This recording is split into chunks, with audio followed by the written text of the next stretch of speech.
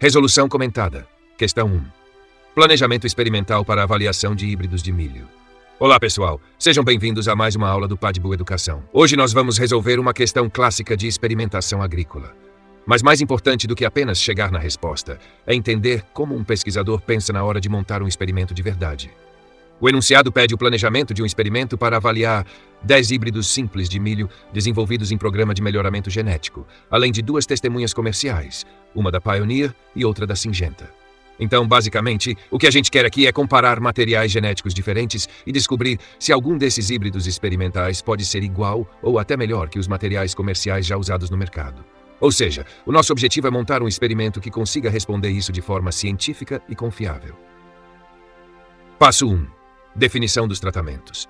Em experimentação, tudo o que a gente vai comparar é chamado de tratamento. Então aqui nós temos os 10 híbridos experimentais do T1 ao T10, mais 2 testemunhas comerciais, T11 da Pioneer e T12 da Syngenta. No total, nós temos 12 tratamentos. Passo 2. Hipóteses do experimento. Todo experimento começa com uma hipótese. A hipótese nula, que a gente chama de H0, diz que não existe diferença entre os tratamentos. Ou seja, todos os híbridos têm a mesma produtividade média. Já a hipótese alternativa diz o contrário. Pelo menos um dos híbridos é diferente dos demais. Em outras palavras, existe diferença genética entre os materiais avaliados. Passo 3. Objetivo do experimento. O objetivo aqui pode ser descrito assim: avaliar o desempenho agronômico e produtivo de 10 híbridos simples de milho, comparando com 2 testemunhas comerciais para identificar materiais superiores com potencial de recomendação e lançamento no mercado. Passo 4. Escolha do delineamento experimental. Agora vem uma decisão muito importante. Como o experimento vai ser feito em campo, a gente sabe que o ambiente não é uniforme.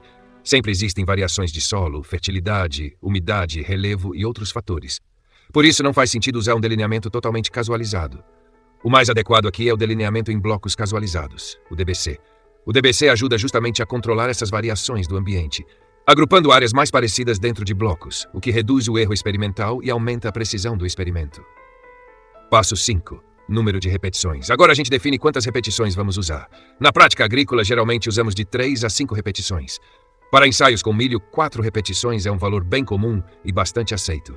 Então aqui vamos trabalhar com 4 repetições. Passo 6. Número total de parcelas. Agora vamos calcular o número total de parcelas. A conta é simples. Número de tratamentos vezes número de repetições. Ou seja, 12 tratamentos vezes 4 repetições. Isso nos dá 48 parcelas experimentais. Passo 7. Definição dos blocos. Como temos 4 repetições, teremos 4 blocos. Então, bloco 1, bloco 2, bloco 3, bloco 4. E cada bloco precisa conter todos os 12 tratamentos. Isso é uma regra do DBC. Passo 8. Tamanho da parcela experimental. Agora definimos a parcela. Uma configuração comum para milho é 4 linhas de plantio, 5 metros de comprimento e espaçamento de 0,9 metros entre linhas. Então a área da parcela fica 4, 5, 0,9, 18 metros quadrados. Cada parcela tem, portanto, 18 metros quadrados. Passo 9. Área útil e bordaduras. Nem toda parcela é usada na avaliação. As bordas sofrem influência das parcelas vizinhas, então normalmente são descartadas. A gente costuma avaliar apenas as 2 linhas centrais e também desconsiderar um pedaço das extremidades. Essa região é chamada de área útil, que representa melhor o efeito real do tratamento. Passo 10. Variáveis resposta. A principal variável aqui é a produtividade de grãos em quilograma por hectare. Mas um bom experimento não avalia só isso. Também podemos medir altura de planta, altura de inserção da espiga, massa de 1000 grãos, número de espigas por planta e porcentagem de acamamento. Essas variáveis ajudam a entender melhor por que os híbridos se comportam de forma diferente. Passo 11. Casualização. Agora entramos em um dos princípios mais importantes da experimentação: a casualização. Os tratamentos precisam ser distribuídos por sorteio dentro dos blocos. Não pode haver escolha subjetiva, como colocar os melhores em um lado e os piores em outro. Isso geraria viés. Então, dentro de cada bloco, a ordem dos tratamentos é totalmente aleatória. Passo 12. Croquis experimental. De forma simplificada, cada bloco contém os 12 tratamentos em ordem aleatória. E isso se repete nos 4 blocos, sempre mudando a posição. O ponto principal é: todos os tratamentos aparecem uma vez em cada bloco. Passo 13. Graus de liberdade. Agora vamos para os graus de liberdade, que são fundamentais para a ANOVA. Temos 48 parcelas no total, então o grau de liberdade total é 48 menos 1, que dá 47. Para tratamentos, 12 menos 1 igual a 11. Para blocos, 4 menos 1 igual a 3. E para o erro, 47 menos 11 menos 3 igual a 33. Estrutura da ANOVA.